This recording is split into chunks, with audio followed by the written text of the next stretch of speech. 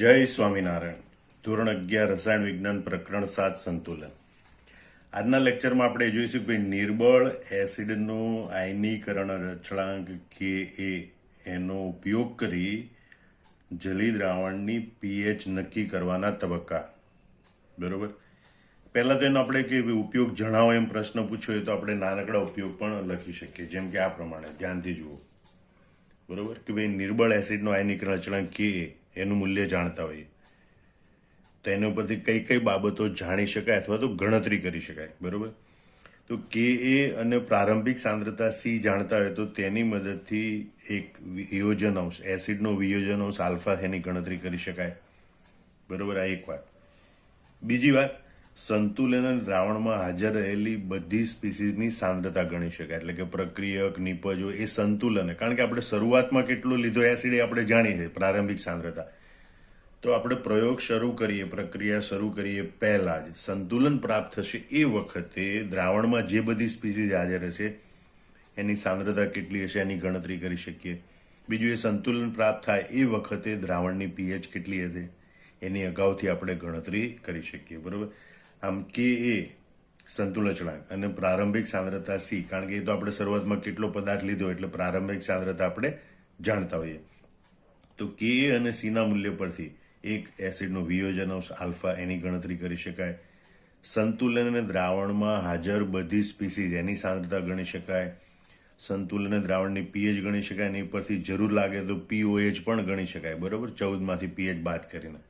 આ ઉપરાંત માનો કે આપણે જુદા જુદા નિર્બળ એસિડ છે એના આયનીકરણ અચળાંક કે એના મૂલ્યો જાણતા હોઈએ તો એના મૂલ્યો પરથી એમની એસિડિક પ્રબળતાની સરખામણી કરી શકાય.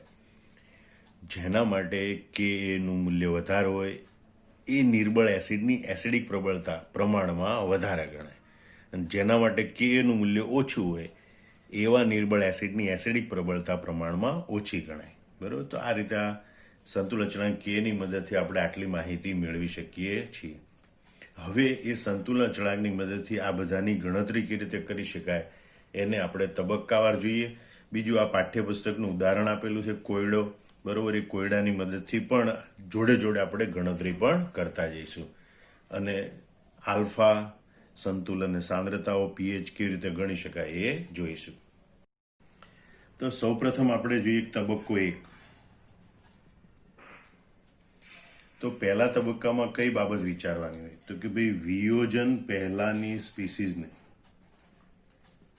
વિયોજન પહેલાની સ્પીસીઝને બ્રોન્સ્ટેડ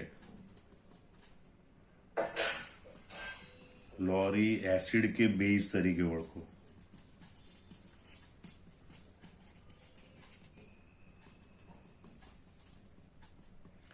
હવે તબક્કો અહીં આપણે બાજુના ઉદાહરણમાં વિચારીએ. બરોબર. તો અહીં HF, બ્રોન્સ્ટેડ લોરી એસિડ પહેલા સમજી લો, જે પ્રોટોનનું પ્રદાન કરે એસિડ, પ્રોટોન સ્વીકારે બેઝ. તો HF એ પ્રોટોનનું પ્રદાન કરવાની ક્ષમતા ધરાવે છે, એટલે કે પ્રોટોનનું પ્રદાન કરી શકે છે, અને માટે HF એ બ્રોન્સ્ટેડ લોરી એસિડ છે. હવે એવું એટલા માટે જાણવાનું હોય કે આપણે જ્યારે સંતુલિત સમીકરણ લખીએ ત્યારે HF એ જલી દ્રાવણમાં પાણી સાથેની પ્રક્રિયામાં પ્રોટોન આપે છે કે પ્રોટોન સ્વીકારે છે એ પ્રમાણે પ્રક્રિયકો પરથી નિપજ લખી શકાય. અહીં HF એ પ્રોટોન દાતા છે, એટલે પાણીના અણુને પ્રોટોન આપશે. બરોબર. એટલે એસિડ તરીકે વર્તે, અને એ પ્રમાણે આપણને એનું સંતુલિત સમીકરણ પ્રાપ્ત થશે. હવે આપણે તબક્કો 2 જોઈએ.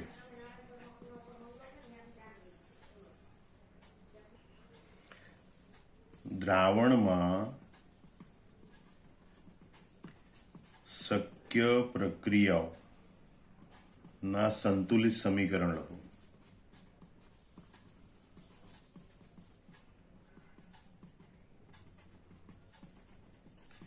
અને તેમાં એસિડ બેઝ તરીકે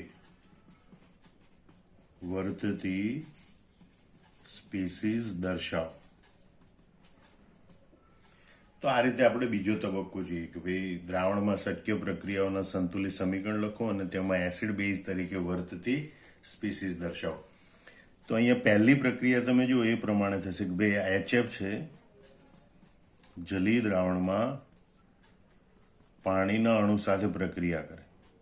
HF પ્રોટોન દાતા છે એટલે એસિડ તરીકે વર્તે, એટલે એની સરખામણીમાં પાણીનો અણુ છે બેઝ તરીકે વર્તશે. બરોબર. તો HF છે એ પ્રોટોન આપી અને F માઇનસમાં રૂપાંતર પામશે, F માઇનસ એકવીએસ. અને H2O છે એ આ H પ્રોટોન સ્વીકારી અને H3O પ્લસ બનશે. H3O પ્લસ એનો સંયુગ્મ એસિડ છે, F માઇનસ સંયુગ્મ બેઝ છે. તો આ રીતે પહેલી પ્રક્રિયા જોવા મળશે. પણ જલીય દ્રાવણમાં એક બીજી પ્રક્રિયા પણ હંમેશા થતી હોય છે અને એ પ્રક્રિયા છે પાણીના સ્વઆયનીકરણની પ્રક્રિયા. પાણીના બે અણુઓ પૈકી એક અણુ એસિડ તરીકે વર્તે, બીજો અણુ બેઝ તરીકે વર્તે. એક અણુ પ્રોટોન સ્વીકારે, H3O પ્લસ બને, બીજો અણુ પ્રોટોન ગુમાવે, OH માઇનસ બને. બરાબર. તો આ રીતે પાણીના સ્વઆયનીકરણની પ્રક્રિયા, જેમાં એક અણુ છે એ જો પ્રોટોન સ્વીકારે છે તો બેઝ તરીકે વર્તે છે અને બીજો અણુ પ્રોટોન મેળવે છે તો એક અણુ પ્રોટોન ગુમાવે છે, પ્રોટોન સ્વીકારે તો બેઝ તરીકે વર્તે અને બીજો પ્રોટોન મેળવે છે, પ્રોટોનનું પ્રદાન કરે છે તો એ એસિડ તરીકે વર્તે છે. પ્રોટોન સ્વીકારે છે તો બેઝ તરીકે વર્તે છે, પ્રોટોન ગુમાવે છે તો તે એસિડ તરીકે વર્તે છે. આમ એસિડ બેઝ તરીકે સ્પીસીસ દર્શાવવાની. બરોબર. હવે આપણે જોઈએ ત્રીજો તબક્કો કે ભાઈ તબક્કા 3માં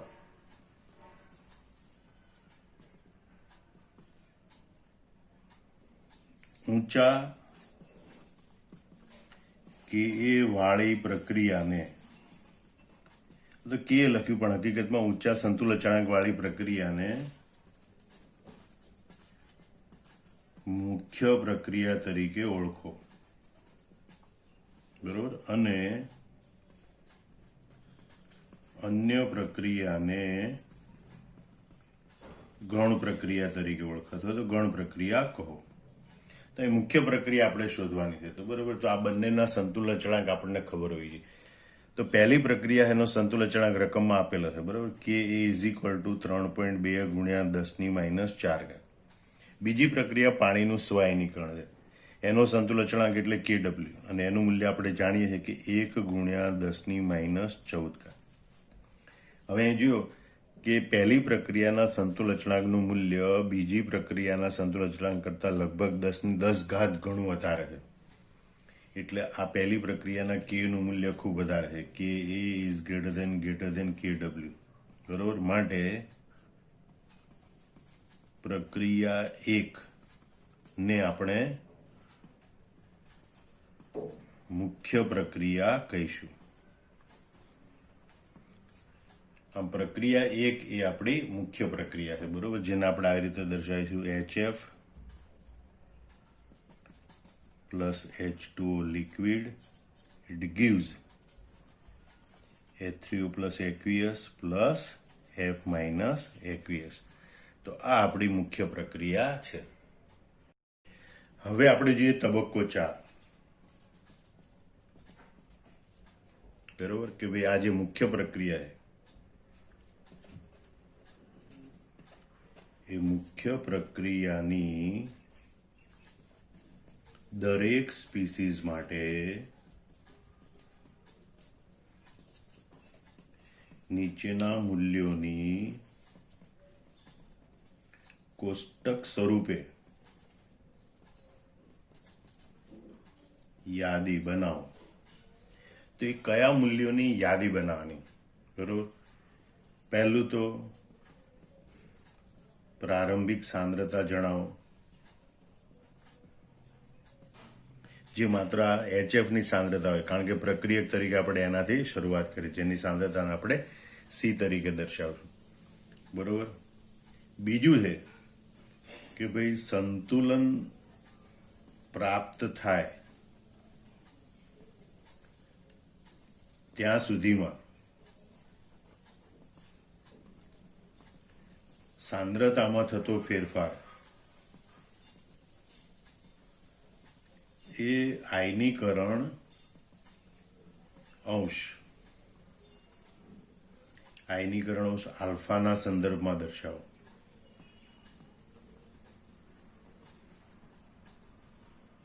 બરોબર. એટલે સંતુલન પ્રાપ્ત થાય ત્યાં સુધીમાં સાંદ્રતામાં થતો ફેરફાર એ આયનીકરણ અંશના સંદર્ભમાં દર્શાવો. અને છેલ્લે ત્રીજો કોષ્ટકનો ખાનું બનાવવાનું એ સંતુલન સાંદ્રતાઓ દર્શાવો. દરેક સ્પીસીઝની સંતુલન સાંદ્રતાઓ દર્શાવો. તો હવે આપણે આ પ્રક્રિયા માટે જોઈએ. બરોબર. તો પહેલું આપણે દર્શાવવાનું છે એ છે પ્રારંભિક સાંદ્રતા. તો HF માટે આપણે શરૂઆતની સાંદ્રતા રકમમાં જોયું તે પ્રમાણે 0.02 મોલર છે. તો H3O પ્લસ અને HFની સાંદ્રતા શરૂઆતમાં હજી તો ઉત્પન્ન થયા જ ના હોય એટલે 0 મોલર હોય. એટલે પ્રારંભિક સાંદ્રતા છે બરોબર એ દર્શાવી. તો કેટલી દર્શાવાય કે ભાઈ 0.02 મોલર HF માટે. અને H3O પાણીને આપણે નિરૂપિત નથી કરતા કારણ કે પાણી પ્રવાહી છે. પ્રવાહી હોવાથી એની સાંદ્રતા નિયત તાપમાને અચળ હોય અને અચળાંક સાથે જોડી દીધેલી છે. અને એટલે સંતુલન અચળાંકના નિરૂપણમાં શુદ્ધ પ્રવાહી કે શુદ્ધ ઘન પદાર્થો એની સાંદ્રતાને આપણે ધ્યાનમાં લેતા નથી. એટલે એની સાંદ્રતાને આપણે ગણતરીમાં ધ્યાનમાં લઈશું નહીં. હવે જે બીજું ખાનું બનાવવાનું છે એ છે સાંદ્રતાનો ફેરફાર. સાંદ્રતાનો ફેરફાર આલ્ફાના સંદર્ભમાં. એટલે કે આયનીકરણ અંશ વિયોજન અંશ આલ્ફાના સંદર્ભમાં. બરોબર. તો અહીંયા ફેરફાર આલ્ફાના સંદર્ભમાં જો 0.02 મોલર શરૂઆતની સાંદ્રતા હોય તો એનો આલ્ફામાં ભાગ છે એ વપરાઈ જાય કારણ કે એનો વિયોજન અંશ આલ્ફા આલ્ફા જેટલા ભાગની સાંદ્રતા વપરાય. એટલે કે 0.02 આલ્ફા મોલર જેટલી સાંદ્રતા વપરાય છે. વપરાય છે એટલે માઇનસ લખ્યું કારણ કે એટલી સાંદ્રતા વપરાય છે ઓછી થાય એટલે -0.02 આલ્ફા. હવે સમીકરણ પ્રમાણે જેટલી સાંદ્રતા HFની વપરાશે એટલી સાંદ્રતા H3O પ્લસ અને F માઇનસની નિર્માણ થશે. બરોબર. એટલે બંનેની સાંદ્રતા 0.02 આલ્ફા જેટલી ઉત્પન્ન થશે પ્લસ 0.02 આલ્ફા. બરોબર. તો બીજું ખાનું તમારે કોષ્ટક સ્વરૂપે આ બનાવવાનું કે ભાઈ સાંદ્રતાનો કેટલો ફેરફાર થાય આલ્ફા વિયોજન અંશના સંદર્ભમાં. અને જે ત્રીજું ખાનું દર્શાવવાનું છે એ સંતુલન સમયની સાંદ્રતા એટલે કે સંતુલને સાંદ્રતા. બરોબર. તો સંતુલન સાંદ્રતા કેટલી થાય HFની 0.02 હતી -0.02 આલ્ફા એટલે કે 0.02 આલ્ફા વપરાઈ ગઈ એટલે 0.02 -0.02 આલ્ફા એટલે કે 0.02 કૌંસમાં 1 માઇનસ આલ્ફા જેટલી સાંદ્રતા હોય સંતુલન કોની HFની. બરોબર. તો H3O પ્લસ અને F માઇનસની સાંદ્રતા 0 પ્લસ 0.02 0 પ્લસ 0.02 0.02 આલ્ફા 0.02 આલ્ફા. આમ તબક્કા 4 પ્રમાણે આપણે આ કામ કરવાનું હોય કે ભાઈ સંતુલિત મુખ્ય પ્રક્રિયાનું સમીકરણ હોય. બરોબર. એની નીચે આ 3 બાબતોની જાણકારી મેળવતી માહિતીનું કોષ્ટક બનાવવાનું. બરોબર. પ્રારંભિક સાંદ્રતા, સાંદ્રતાનો ફેરફાર આલ્ફાના સંદર્ભમાં અને સંતુલન સાંદ્રતા. હવે આપણે જોઈએ તબક્કો 5. બરોબર. કે ભાઈ મુખ્ય પ્રક્રિયાના સંતુલન અચળાંકના સમીકરણમાં આ જે મુખ્ય પ્રક્રિયા એનું સંતુલન અચળાંકનું સમીકરણ લખવાનું કે મુખ્ય પ્રક્રિયાના સંતુલન અચળાંકના સમીકરણમાં સંતુલન સાંદ્રતાના મૂલ્યો મૂકો અને મળતા સમીકરણના ઉકેલ દ્વારા વિયોજન અંશ અથવા તો એને કહેવાય આયનીકરણ અંશ. બરોબર. વિયોજન અંશ આલ્ફાનું મૂલ્ય ગણો. હવે તબક્કા 5માં આપણે વિયોજન અંશ આલ્ફાના મૂલ્યની ગણતરી કરવાની છે. બરોબર. તો એના માટે પહેલા તો સંતુલ અચળાંકનું સમીકરણ લખવાનું. તો સંતુલ અચળાંક આ પ્રક્રિયા માટે સંતુલ અચળાંક કે દર્શાવવો હોય તો આપણે આ રીતે દર્શાવી શકીશું કે એ ઇઝ ઇક્વલ ટુ નિપજની સાંદ્રતા H3O plus F minus upon પ્રક્રિયકની સાંદ્રતામાં આપણે માત્ર HF લઈશું. પાણીની સાંદ્રતાને નિરૂપિત કરવામાં આવતી નથી અને એનું મૂલ્ય છે 3.2 ગુણ્યા 10⁻⁴. હવે H3O પ્લસની સાંદ્રતા કેટલી છે? 0.02 આલ્ફા 0.02 આલ્ફા બરોબર એફ માઇનસ માટે અપોન HFની સાંદ્રતા 0.02 કૌંસમાં 1 - આલ્ફા ઇઝ ઇક્વલ ટુ, હવે આપણે સાદા સ્વરૂપમાં લખીએ તો 0.00032 આવી રીતે આવશે બરોબર, જેથી આપણે કેલ્ક્યુલેટરની મદદથી ગણતરી કરવામાં સરળતા રહે. હવે અહીંયા આલ્ફાને આપણે સૂત્રનો કરતા બને તો આલ્ફા ગુણ્યા આલ્ફા એટલે આલ્ફા સ્ક્વેર. બાકીના બધા પદ છે ને આપણે સામેની બાજુ લઈ જઈએ બરોબર. તો 0.0032 ગુણ્યા 0.02 1 - આલ્ફા બરોબર અપોન 0.02 0.02 એ છેદમાં જતા રહે. આ એક 0.02 ઉડી જાય અને 0.0032 ભાગ્યા 0.02 બરોબર. તો એનો જવાબ આવશે alpha square is equal two 0.016 1 - alpha બરોબર. 0.016 વડે આ બંનેને ગુણીએ માટે alpha square is equal two 0.016 minus 0.016 alpha. આ બંને પદના આ બાજુ લઈએ તો આપણને સમીકરણ મળે બરોબર કે ભાઈ આલ્ફા સ્ક્વેર આ માઇનસ છે તો પ્લસ થઈ જાય 0.016 આલ્ફા, આ પ્લસ છે તો આ બાજુ આવે તો માઇનસ થઈ જાય 0.016 ઇઝ ઇક્વલ ટુ 0. આપણને ખૂબ અગત્યનું સમીકરણ અહીંયા પ્રાપ્ત થયું જે દ્વિઘાત સમીકરણ છે અને દ્વિઘાત સમીકરણના ઉકેલ મેળવવાની રીતે એનો આપણે ઉકેલ મેળવીએ. હવે એ સમીકરણનો ઉકેલ આપણે આવી રીતે મેળવી શકીએ બરોબર. Alpha square plus 0.016 alpha minus 0.016 is equal two 0. તો આ સમીકરણમાં એ ઇઝ ઇક્વલ ટુ 1 આલ્ફા સ્ક્વેરનો સહગુણક, આલ્ફાનો સહગુણક એને આપણે બી કહીશું, બી ઇઝ ઇક્વલ ટુ 0.016. અચળ પદ એને આપણે સી કહીશું માઇનસ 0.016. તો આવા દ્વિઘાત સમીકરણના ઉકેલનું સૂત્ર આપણે જાણીએ છીએ કે minus B plus or minus under root B square minus 4ac upon 2a. એમાં બધી કિંમતો મૂકવાની.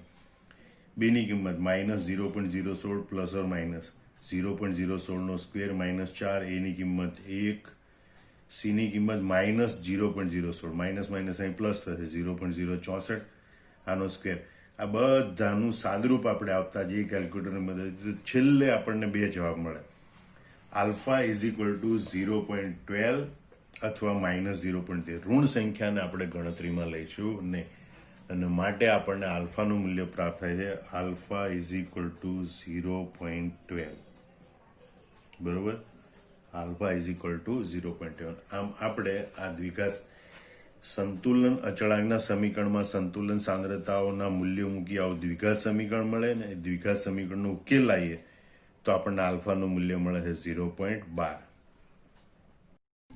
હવે આપણે જોઈએ તબક્કો 6 બરોબર. તો ભાઈ મુખ્ય પ્રક્રિયામાં રહેલી બધી સ્પીસીઝની આ સંતુલન સમયની સાંદ્રતા હવે ગણો બરોબર કે ભાઈ મુખ્ય પ્રક્રિયામાં રહેલી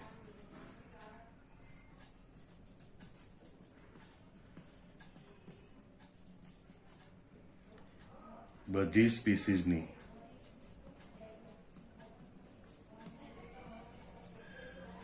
સંતુલન સાંદ્રતા ગણો. મુખ્ય પ્રક્રિયામાં રહેલી બધી સ્પીસીઝની સંતુલન સાંદ્રતા ગણો. તો અહીંયા આપણે જોઈએ કે ભાઈ આ HFની સાંદ્રતા 0.02 કૌંસમાં 1 - આલ્ફા છે બરોબર. તો આપણે લખીએ ભાઈ HF ઇઝ ઇક્વલ ટુ 0.02 કૌંસમાં 1 - આલ્ફા ઇઝ ઇક્વલ ટુ 0.02 કૌંસમાં 1 આલ્ફાની કિંમત આવી 0.12 બરોબર ઇઝ ઇક્વલ ટુ 0.02 ગુણ્યા 1 માઇનસ 0.12 એટલે 0.88, બરોબર. અને ઇઝ ઇક્વલ ટુ જવાબ આવે છે 0.0176, 0.0176, બરોબર. આમ સંતુલન સમયે HFની મોલર સાંદ્રતા 1.76 ગુણ્યા 10⁻²² મોલર હશે. તો સંતુલન સમયે આપણને આ HFની સાંદ્રતા પ્રાપ્ત થઈ. ખ્યાલ આવી ગયો? હવે સંતુલન સમયે H3O પ્લસ અને F માઇનસ બંનેની સાંદ્રતાઓ સરખી છે. તો આપણે જોયું કે સંતુલન સમયે H3O પ્લસની મોલર સાંદ્રતા બરાબર F માઇનસની સાંદ્રતા બરાબર C આલ્ફા, બરોબર. એટલે C આલ્ફા, C નું મૂલ્ય એટલે કે મૂળ સાંદ્રતા 0.02 આલ્ફા, તો ઇઝ ઇક્વલ ટુ 0.02 ગુણ્યા આલ્ફાનું મૂલ્ય છે 0.12, 12 દુ 24 અને 2 ને 2 4 આંકડા, એટલે 0.0024.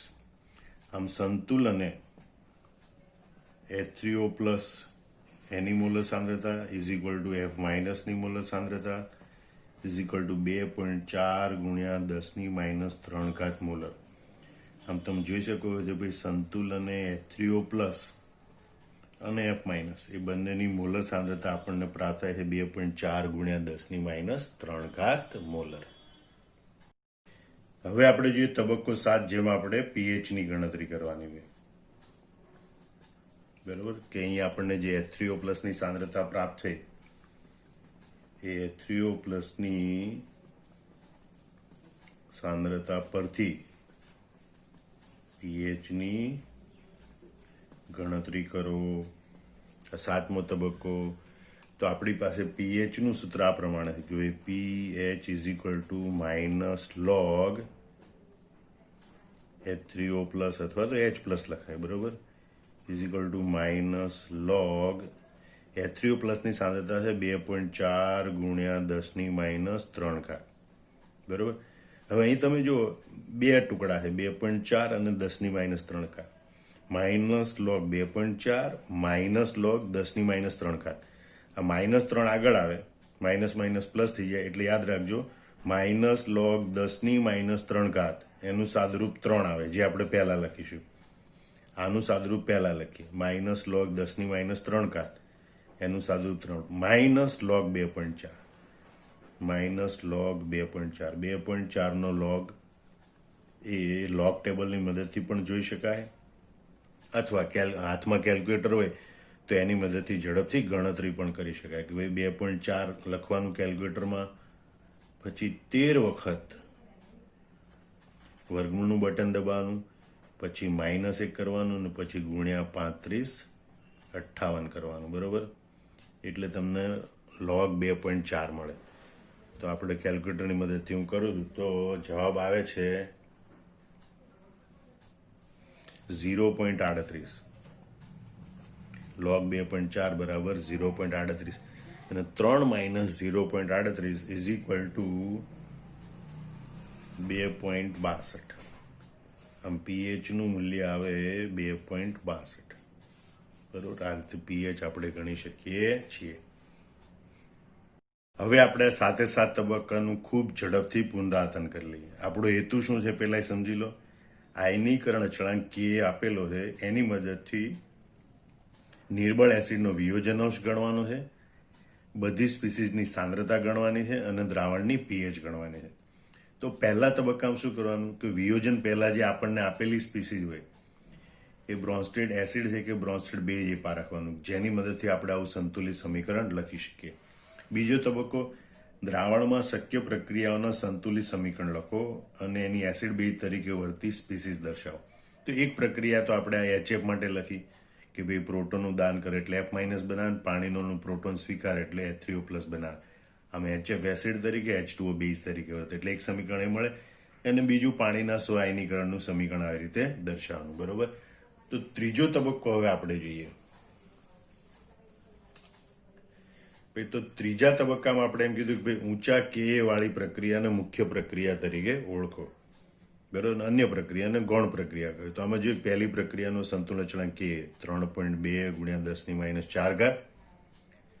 બીજી પ્રક્રિયા પાણીનું સ્વાયનીકરણ KW 1 ગુણ્યા 10⁻⁴. આના સંતુલન અચળાંકનું મૂલ્ય ખૂબ વધારે છે માટે આપણે એને મુખ્ય પ્રક્રિયા તરીકે ઓળખીશું. આ મુખ્ય પ્રક્રિયા છે HF plus H2O gives H3O plus F minus. બરોબર. આ મુખ્ય પ્રક્રિયાને ઓળખ્યા પછી મુખ્ય પ્રક્રિયાનું જે સંતુલિત સમીકરણ હોય બરોબર એની નીચે આ 3 માહિતી દર્શાવતું કોષ્ટક બનાવો. પ્રારંભિક સાંદ્રતા આલ્ફા વિયોજન અંશના સંદર્ભમાં સાંદ્રતાનો ફેરફાર, સંતુલન સાંદ્રતા જે આપણે દર્શાવી. બરોબર. આ મુખ્ય પ્રક્રિયાની દરેક સ્પીસીઝ માટે એના નીચેના મૂલ્યોની કોષ્ટક બનાવવાનું. આ 3 મૂલ્યો પ્રારંભિક સાંદ્રતા, સાંદ્રતાનો ફેરફાર અને સંતુલન સાંદ્રતા. ત્યાર પછી આ જે મુખ્ય પ્રક્રિયાનું સંતુલન અચળાંકનું સમીકરણ લખવાનું અને એમાં સંતુલન સાંદ્રતાના મૂલ્યો મૂકી જે સમીકરણ પ્રાપ્ત થાય એનો ઉકેલ મેળવવાનો અને એની ઉપરથી આ વિયોજન અંશ આલ્ફાના મૂલ્યની ગણતરી કરવાની. હવે પહેલું આલ્ફાનું મૂલ્ય પ્રાપ્ત થઈ ગયું એટલે મુખ્ય પ્રક્રિયામાં રહેલી બધી સ્પીસીઝની સાંદ્રતાની ગણતરી કરવાની. આ જે છે એમાં આલ્ફાના મૂલ્યો મૂકી અને એ બધી સ્પીસીઝ છે એની સંતુલન સમયની સાંદ્રતાની ગણતરી કરવાની. અને છેલ્લો તબક્કો છે કે ભાઈ અહીંયા જે આપણને H3O પ્લસની સાંદ્રતા પ્રાપ્ત થઈ એ H3O પ્લસની સાંદ્રતાના આધારે પછી pHના મૂલ્યની ગણતરી કરવાની હોય છે. તો આ રીતે આપણે આ 7 તબક્કામાં 3 વસ્તુની ગણતરી કરી શકીએ: વિયોજન અંશ આલ્ફા, સંતુલન સમયની સાંદ્રતાઓ અને pH. હવે આ પ્રશ્નોમાં આપણે જે ઉદાહરણ જોયું હતું ને એ પાઠ્યપુસ્તકનો કોયડો 7.18 છે. બરોબર. કોઈ HFનો આયનીકરણ અચળાંક 3.2 ગુણ્યા 10⁻⁴ અને એની શરૂઆતની સાંદ્રતા 0.02 મોલર હોય તો બધી સ્પીસીઝની સંતુલન સાંદ્રતા, વિયોજન અંશ અને pHની ગણતરી કરો. તો અહીંયા જે આટલું મોટું કોષ્ટક બનાવે આપણે જ્યારે નીટ JEE ગુજસેટમાં ઉકેલ મેળવવાનો હોય ત્યારે ઝડપથી દાખલા ગણવાના હોય. બરોબર. ત્યારે ઘણી વખત એ સૂત્રોનો ઉપયોગ કરવાનો હોય. તો એ જે આપણે આયનીકરણ અચળાંકના જે સૂત્રો વાપર્યા એ સૂત્રોનો ઉપયોગ કરવાનો હોય. તો એ માટેના સૂત્રો આ પ્રમાણે હતા કે ભાઈ Ka C alpha square upon 1 - alpha. બરોબર. એમાં મોટા ભાગે 1 - આલ્ફામાં આલ્ફાનું મૂલ્ય નાનું એટલે એકની સરખામણી એમને અવગણી શકાતું હોય તો લખાય Ka C આલ્ફા સ્ક્વેર. બરોબર. ત્રીજું એક સૂત્ર આપણે તાર્યું હતું Ka એસિડ હોય તો એસિડ માટે H3O પ્લસનો સ્ક્વેર અપોન C અને આના ઉપરથી એક અગત્યનું સમીકરણ મળ્યું હતું H3O પ્લસ √Ka × C.